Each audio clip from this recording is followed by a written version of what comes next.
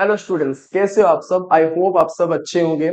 मैं शिवानंद सर आप सभी को हमारा ऑफिशियल यूट्यूब चैनल एकेडमी में स्वागत करता हूं। बच्चों, हम लोग पिछले क्लास में पढ़े थे कि डिग्री ऑफ फ्रीडम को कैसे कैलकुलेट करते हैं, इसके बारे में डिटेल पढ़े थे। तो अगर वो मेरे आप पिछले क्लास नहीं देखे हैं तो प्लीज जाइए वहां पर देखिए। ओके, आज हम लोग पढ़ने वाले हैं लॉ ऑफ इक्विपार्टीशन एनर्जी के बारे में। तो ज्यादा वक्त ना लेते हुए शुरू करते हैं आज का क्लास। तो बच्चों, law of equipartition of energy क्या बोलता है?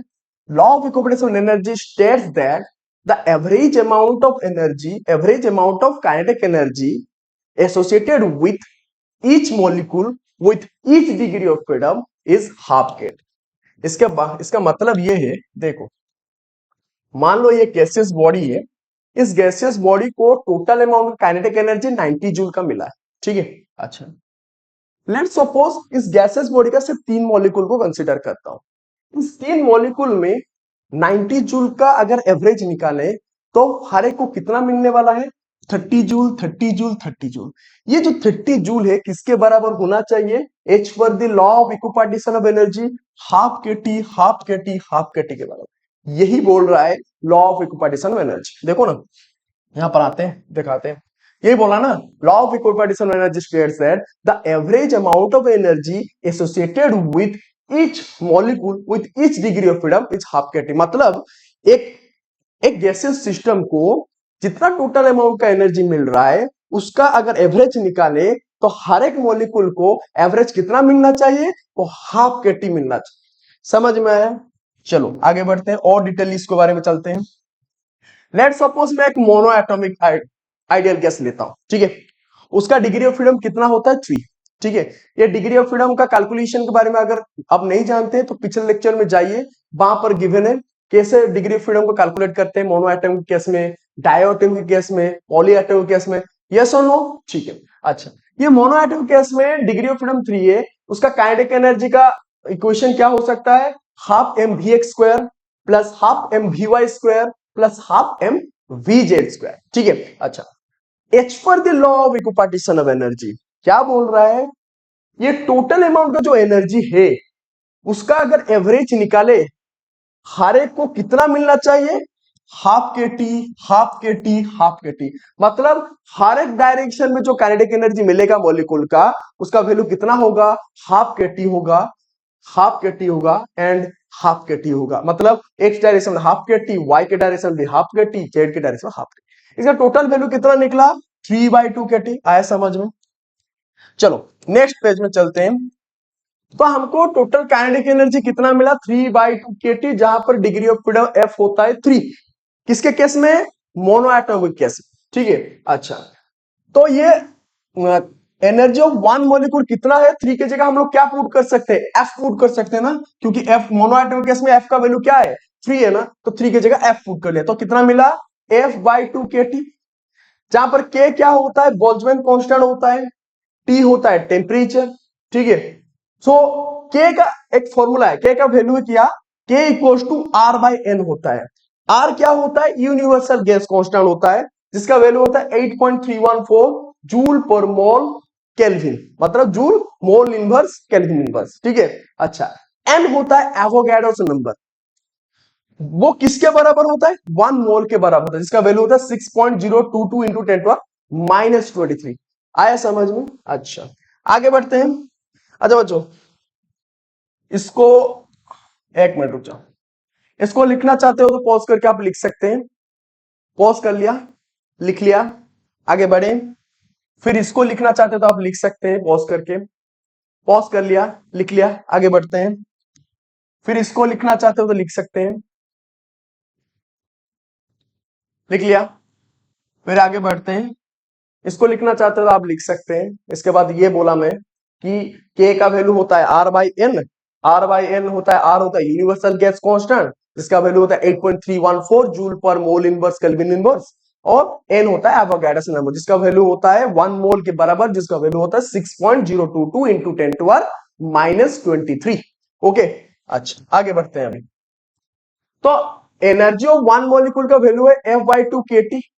इस के की जगह क्या लिख सकते हैं? R by N into T. अच्छा, ये वन मॉलिक्यूल के है ना, अगर मैं बोलूंगा energy of N number of molecule, energy of N number of molecule क्या होगा, N into F by two into R divided by N into T, यही तो होगा। ये एन एन कैंसिल हो गया तो कितना मिला ना, f by two into R T, ये मिला क्या, energy of N number of molecule. अच्छा बच्चों, मैं बोलूंगा N number of molecule, total one mole क्या होता है, total number of molecule, total number of molecule equal to one mole होता है ना। तो मैं बोलूंगा एनर्जी ऑफ वन मोल कितना होगा, एनर्जी ऑफ वन मोल में बोल रहा हूं, energy of one mole, energy of one मोल कितना होगा, एन नंबर ऑफ मॉलिक्यूल के बराबर होगा ना। देखो बेटा मैं क्या बोल रहा हूं, एनर्जी ऑफ वन मॉलिक्यूल था क्या, f by two into R by into T. मैं बोल रहा हूं energy of N number of molecule कितना मिला, a by two R T, जो कि वन मोल की तो बराबर होगा, क्योंकि वन मोल होता है एन नंबर ऑफ मॉलिक्यूल का, एन नंबर ऑफ मॉलिक्यूल के साथ इक्वल, यही है ना, one mole equals to N होता है ना, एन क्या है, नंबर ऑफ मॉलिक्यूल्स, यही तो होता है। और जिसका वैल्यू कितना होता है, 6.022 इंटू 10⁻23, यही तो है। अच्छा, अब अगर मतलब energy of one mole equal to क्या लिख सकता हूं, f by two into R T, यही तो लिख सकता हूं। अच्छा, यही पर करता हूं बच्चों। देखो, अगर मैं बोलूंगा N energy of N mole क्या हो जाएगा, बोलो students, energy of N mole क्या हो जाएगा, एन मोल क्या होगा, N into F by two into R T, बोलो आया ना, ये मिल गया एक formula, universal formula for energy of N moles, चाहे वो पॉलीएटॉमिक का हो, चाहे वो डायटॉमिक का हो, चाहे वो मोनोएटॉमिक का हो। फॉर एग्जांपल अगर मैं बोलूंगा energy of N moles for monoatomic, monoatomic क्या होगा बच्चों, हमको पता है एनर्जी ऑफ एन मोल क्या है, एनर्जी ऑफ एन मोल क्या है ना, N into f by two into R T.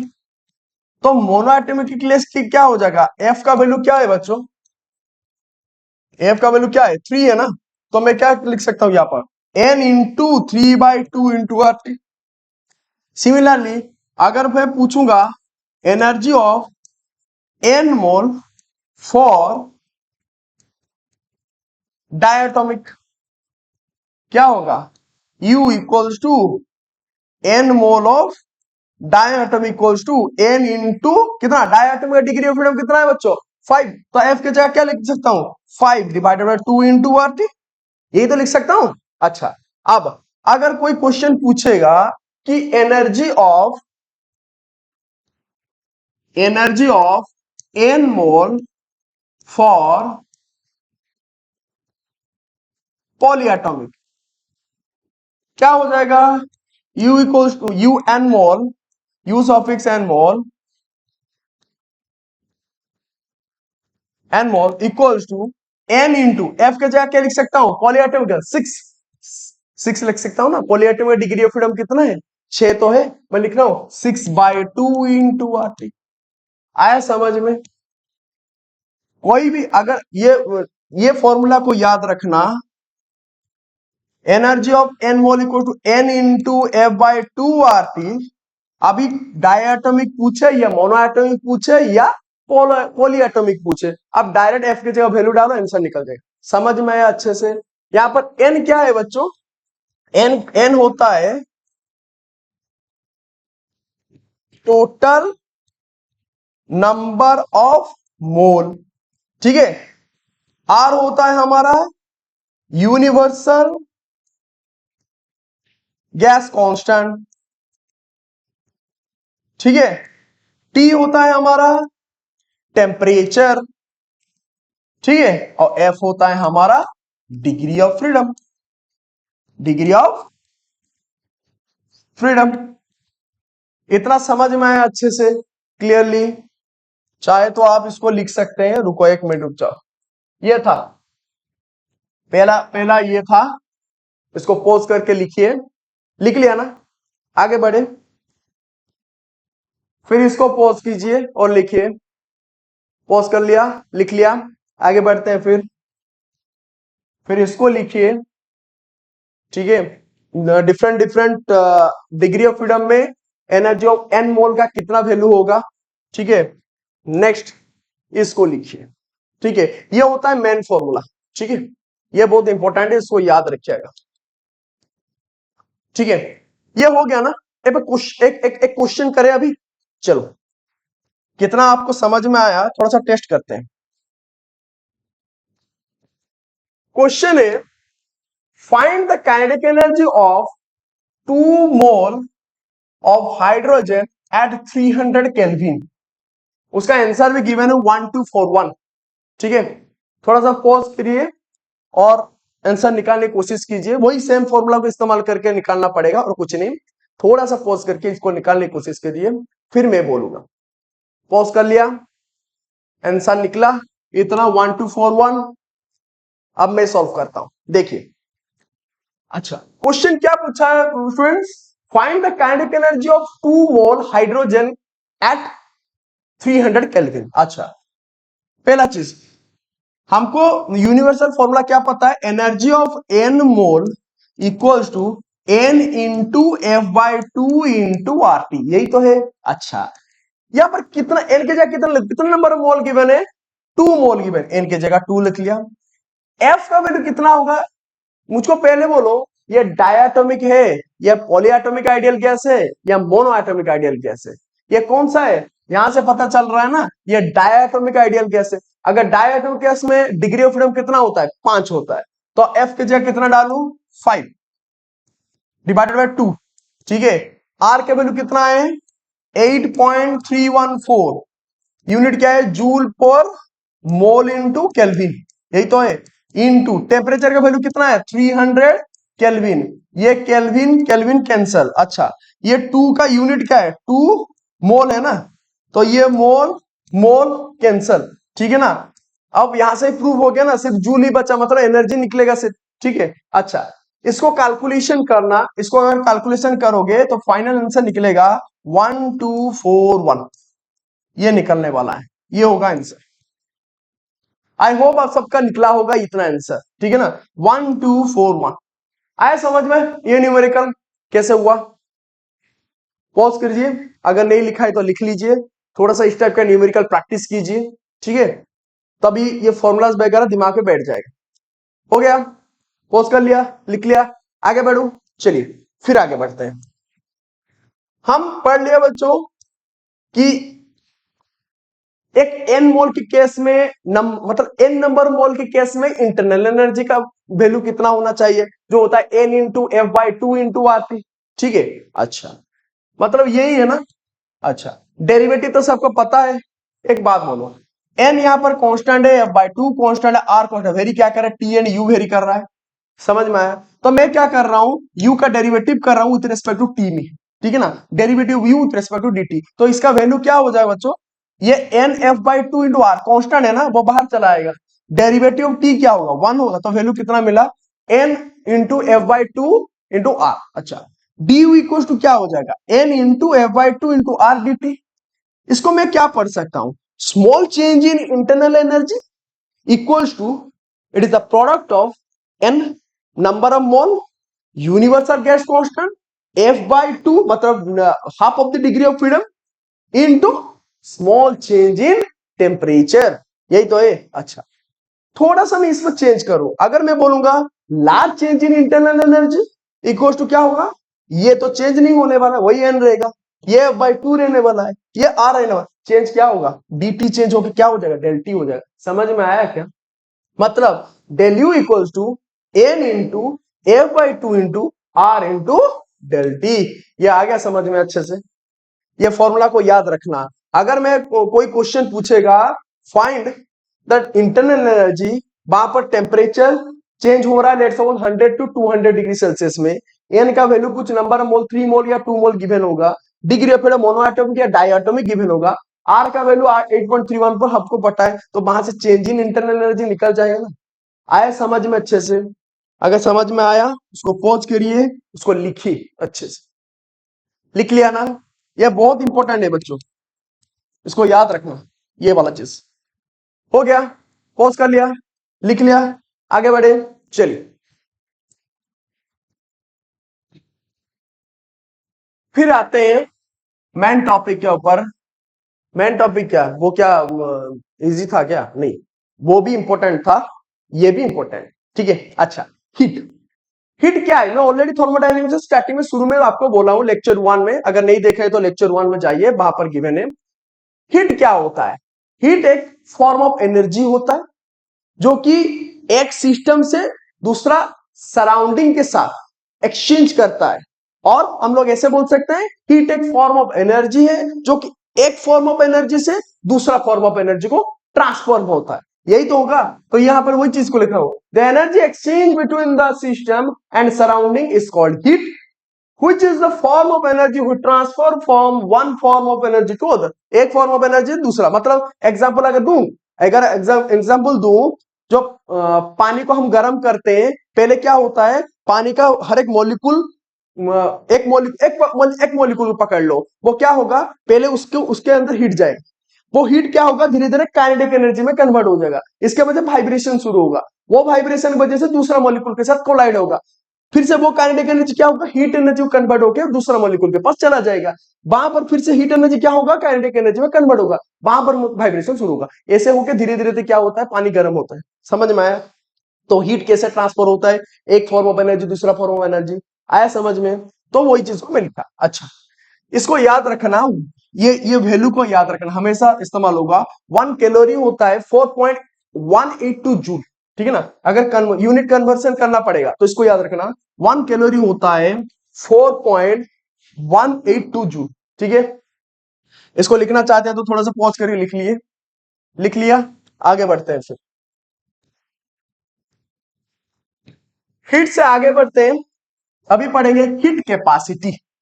इससे क्या फील होता है, हीट कैपेसिटी मतलब क्या है, एक चीज कैपेसिटी से क्या फील होता है, एक चीज का मतलब एक मैक्सिमम लिमिट क्या है, एक चीज को ऑब्जर्व करने के लिए, एक चीज को टैकल करने के लिए उसका मैक्सिमम लिमिट क्या है, कैपेसिटी उसको बोलते हैं ना। तो हीट कैपेसिटी मतलब कितना अमाउंट का हीट को वो ऑब्जर्व कर सकता है एक चीज को चेंज करने के लिए, यही तो है। तो क्या बोल सकते हैं, it is the if an amount of heat, अगर मैं बोलूं हीट कैपेसिटी को, रटने का नहीं, अच्छे से ध्यान से समझो समझो, ठीक है ना। If an amount of heat required to change the temperature of a substance by del T is called as heat capacity। उसका मतलब है, लेट सपोज, इसको मैं इमेजिन करता हूं गैसियस सब्सटेंस है, इस गैसियस सब्सटेंस का टेम्परेचर को चेंज करना चाहता हूं। लेट सपोज इसका टेम्परेचर है 0 डिग्री सेल्सियस, इसको मैं बढ़ा के 20 डिग्री सेल्सियस करना चाहता हूं। तो इस टेम्परेचर को चेंज करने के लिए जितना अमाउंट का हीट मुझको चाहिए उसको मैं बोलूंगा हीट कैपेसिटी। और थोड़ा सा एलेबोरेट करके बोलूं, देखो, अगर और थोड़ा सा एलेबोरेट करके बोलूं, लेट सपोज ये मेरा गैसियस सब्सटेंस है, ठीक है, ये एक गैसियस सब्सटेंस है, ठीक है ना। अच्छा, इसका temperature initial let suppose 20 degree Celsius था, ठीक है। अभी इसको हम लोग 30 जूल का हीट दिया, हीट देने के वजह से ये 20 डिग्री सेल्सियस से चेंज होकर 30 डिग्री सेल्सियस हो गया। मतलब यहां पर change in temperature del T equal to कितना हुआ ना, 10 डिग्री सेल्सियस हुआ। मतलब अभी अगर इस सबको मिलाकर एक डेफिनेशन बनाने की कोशिश करूं तो क्या होगा, इस गैसियस सब्सटेंस का टेम्परेचर को 10 डिग्री सेल्सियस में चेंज, मतलब टोटल उसका जो टेम्परेचर को चेंज करने के लिए कितना चेंज करना पड़ेगा, 10 डिग्री सेल्सियस तक चेंज करना पड़ेगा। उसके लिए जितना अमाउंट का हीट चाहिए, कितना अमाउंट का हीट चाहिए, 30 जूल का हीट चाहिए, उसको बोलते हैं इस गैसियस सब्सटेंस का हीट कैपेसिटी। समझ में आया क्या? तो इसको मैं ऐसे बोल सकता हूं ना, फॉर्मूला के थ्रू भी बोल सकता हूं, हीट कैपेसिटी का सिंबल होता है एस, एस होता है हीट कैपेसिटी, एस होता है हमारा heat capacity.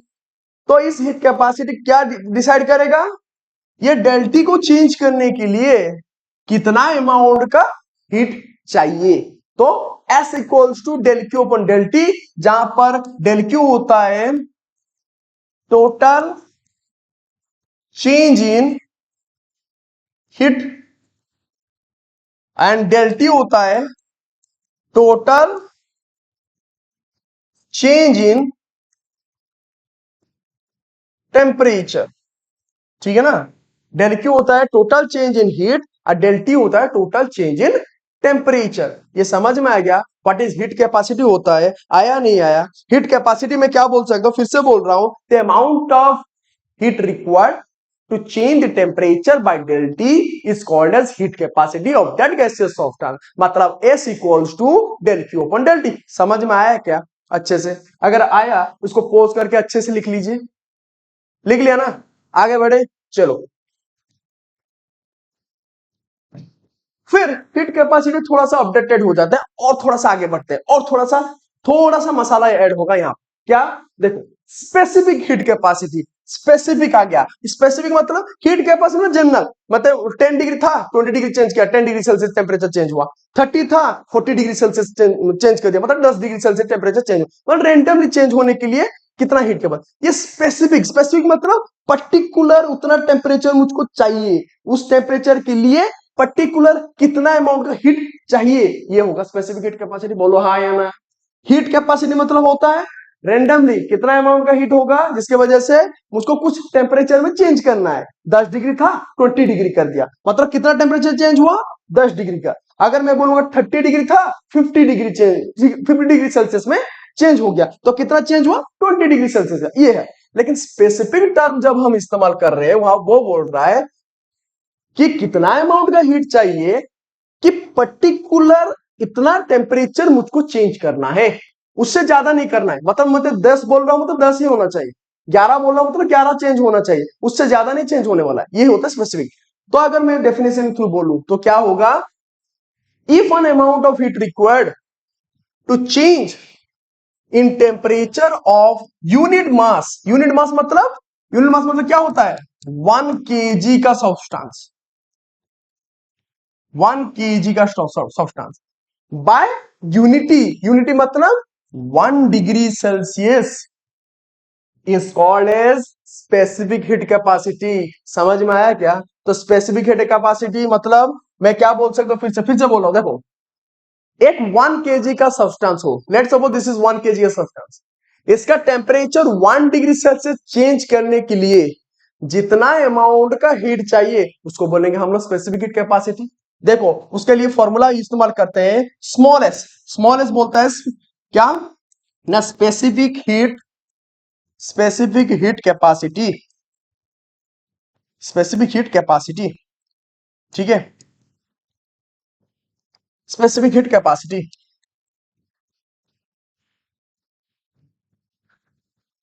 Specific heat capacity m होता है यूनिट मास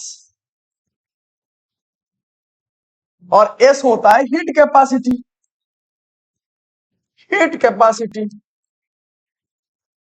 मतलब 1 small S equals to specific heat capacity equals to 1/m into capital S equals to, हम लोग क्या बोल सकते हैं बच्चों, इसको हम लोग बोल सकते हैं क्या ना, specific heat capacity 1/m into del Q upon del T, इसको याद रखना अच्छे से। मतलब अगर मैं बोलूं specific heat capacity equals to क्या होगा ना, small S equals to capital S divided by M equals to 1/m। S क्या है, del Q upon del T है ना, तो मैं लिखा वही del Q upon del T, तो इसको याद रखना, ये होता है स्पेसिफिक हीट कैपेसिटी।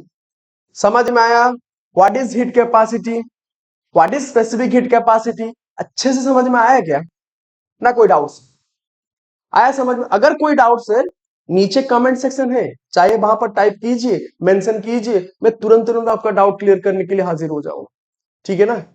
नहीं तो एक लेक्चर आपके लिए ले आऊंगा डाउट क्लियरिंग करने के लिए, लेकिन उसके लिए आप सबका सपोर्ट होना चाहिए, जितना हो सके उसको लाइक, हमारा चैनल को सब्सक्राइब कीजिए, लाइक कीजिए, शेयर कीजिए, तो हमको थोड़ा सा मोटिवेशन मिलेगा आपके लिए अच्छा अच्छा लेक्चर लाने के लिए, ठीक है ना। इतना तो कर सकते हैं। तो आगे बढ़ते हैं लेक्चर। तो एस इक्वल टू क्या है, S/m, ये स्पेसिफिक हीट हो गया। अच्छा फिर आगे बढ़ते हैं, अब और थोड़ा सा अपडेट हो जाते हैं। पहले पढ़ा हीट कैपेसिटी, फिर पढ़ा हम लोग ने स्पेसिफिक हीट कैपेसिटी, आप पढ़ेंगे मोलार हीट कैपेसिटी। अब क्या है, अब दिमाग में आएगा ये मोलार हीट कैपेसिटी क्या अनोखा चीज है, क्या अनोखा नगीना है। तो देखो मोलार हीट कैपेसिटी बोलता है if an amount of heat required to change in temperature of 1 gram of mole of the substance by unity is called as molar heat capacity. समझ में आया क्या? मतलब मैं अगर बोलूंगा ये 1 ग्राम मोल का गैसियस सब्सटेंस है, उसका टेम्परेचर 1 डिग्री सेल्सियस चेंज करने के लिए जितना अमाउंट का हीट चाहिए उसको मैं बोलूंगा molar heat capacity of that substance. आया समझ में अच्छे से या नहीं आया बोलो? What is molar heat capacity? फिर से बोल रहा हूं, अच्छे से सुनिए, फिर से बोल रहा हूं, मैं बोल रहा हूं if an amount of heat required to change the temperature of 1 mole gram substance, मतलब एक 1 ग्राम का सब्सटेंस होना चाहिए जिसका टेम्परेचर कितना चेंज होगा, यूनिटी मतलब 1 degree Celsius, is called as molar heat capacity. तो मोलार हीट कैपेसिटी का फॉर्मूला होता है C equals to S by n equals to 1 by n to del Q by del T, where C होता है क्या, इसमें दिखाई नहीं देगा आपको, एक मिनट। C क्या होता है, मोलार हीट कैपेसिटी, ठीक है। N होता है number of mole, del Q होता है चेंज इन हीट, ठीक है, और ये डेल टी होता है चेंज इन टेम्परेचर। लिखने के लिए जगह नहीं है, मैं एक काम करते हैं दूसरे पेज में चलते हैं, वहां पर अच्छे से मेंशन करते हैं। देखो फिर से लिखते हैं molar heat capacity. Molar heat capacity का फॉर्मूला क्या होगा ना, C equal to S by N, where S क्या होता है, क्या होता है S, S होता है क्या, heat capacity, heat capacity, and N होता है नंबर ऑफ मोल, ठीक है। तो S की जगह हम लोग ऐसे लिख सकते 1 by N into del Q upon del T, ऐसे लिख सकते हैं ना। और N होता है, ऑलरेडी बोल चुका हूं, number of mole, del Q होता है चेंज इन हीट, ठीक है, एंड डेल टी होता है change in temperature, change in temperature. समझ में आया? ये होता है मोलार हीट कैपेसिटी का फॉर्मूला, इसको अच्छे से याद रखना, ठीक है। अच्छा यहां से एक और बात आता है, molar heat capacity for constant pressure, constant pressure मतलब जब प्रेशर कांस्टेंट होगा उस टाइम मोलार हीट कैपेसिटी का फॉर्मूला क्या होगा, उसका फॉर्मूला ये होगा C suffix P equals to 1 by N into del Q upon del T, ठीक है। अच्छा एंड फिर एक और आएगा molar heat capacity for constant volume, molar heat capacity for constant volume मतलब क्या होगा, C suffix V equals to 1 by N into del Q upon del T, ये होगा। आया समझ में अच्छे से, याद रहा? तो अगर प्रेशर कांस्टेंट होगा उसके से मोलार हीट कैपेसिटी का फॉर्मूला क्या होगा, तो Cp equals to C suffix P equals to 1 by N into del Q upon del T and C suffix V equals to 1 by N into del Q upon del T. ये तो समझ में आ गया molar heat capacity का formula. अच्छा फिर से एक रिवाइज करता हूं, what is heat capacity? Heat capacity किसको बोलते हैं, एक सब्सटेंस है, एक सब्सटेंस है जिसका टेम्परेचर चेंज करने के लिए जितना अमाउंट का हीट चाहिए उसको बोलेंगे हीट कैपेसिटी, इसका फॉर्मूला होता है S is equal to del Q upon del T. फिर उससे थोड़ा सा अपडेट हो गए क्या,